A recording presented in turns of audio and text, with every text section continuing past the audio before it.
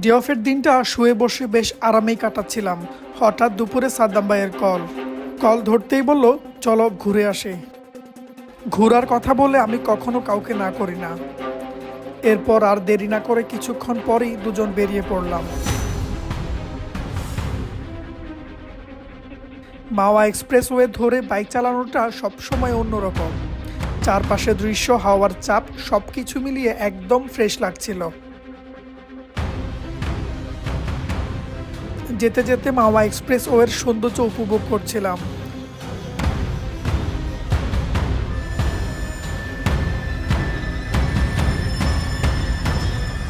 তারপর এলো সেই মুহূর্ত, পদ্মা সেতু।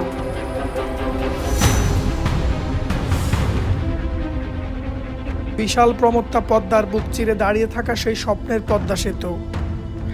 এর আগেও বেশ কয়েকবার সেতুতে উঠেছি, কিন্তু বাইকে করে এবারই প্রথম পদ্মা পার হওয়া। চোখের সামনে যেন এক অন্যরকম অভিজ্ঞতা। দেশের ইতিহাসে সবচেয়ে বড় প্রকল্প, কোটি মানুষের স্বপ্ন আর প্রত্যাশা নিয়ে তৈরি এই সেতুর উপর দিয়ে যখন যাচ্ছিলাম, একটা অন্যরকম ভালো লাগা কাজ করছিল। মনে হচ্ছিল এটাই আমাদের অগ্রযাত্রার প্রতীক।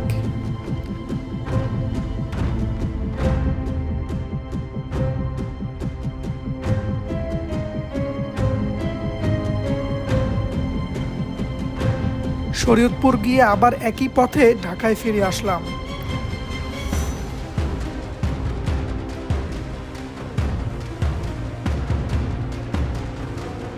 ফেরার পথে চোখে পড়ল পদ্মা সেতুর রাতের সৌন্দর্য।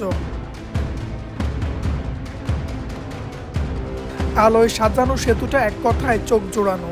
মনে হচ্ছিল নদীর উপর দাঁড়িয়ে থাকা কোনো আধুনিক শিল্পকর্ম।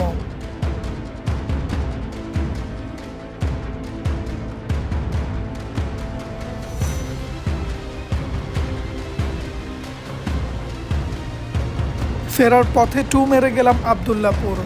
সেখানকার বিখ্যাত নবাবী চায়ের গল্প অনেকের মুখে শুনেছি, কিন্তু কখনো টেস্ট করা হয়নি। আজ তাই চলেই এলাম। সত্যি বলতে চা বানানো যে একটি শিল্প, সেটা আবারও প্রমাণ পেলাম। চাটা ছিল আসলেই নবাবী স্বাদের। যাত্রাটা হয়তো কয়েক ঘন্টার, কিন্তু পদ্মা সেতুর অভিজ্ঞতা, রাতের আলোয় তার সৌন্দর্য আর নবাবী চায়ের স্বাদ, সব মিলিয়ে স্মৃতির পাতায় যোগ হলো কিছু অসাধারণ মুহূর্ত।